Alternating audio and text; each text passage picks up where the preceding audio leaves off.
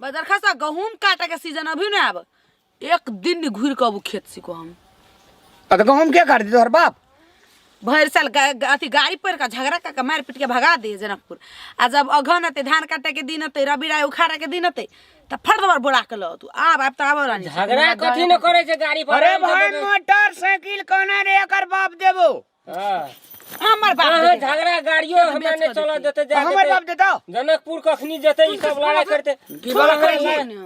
5-7 टा धिया पुता भा गेले आबो जे मान लियो गाड़ी नहीं देते त कहू कहिया देते देते गाड़ी हां झगड़ा नहीं करू गाड़ी बूढ़ भाई जेबे तब नहीं जमाने रहबे बूढ़ नहीं हेबे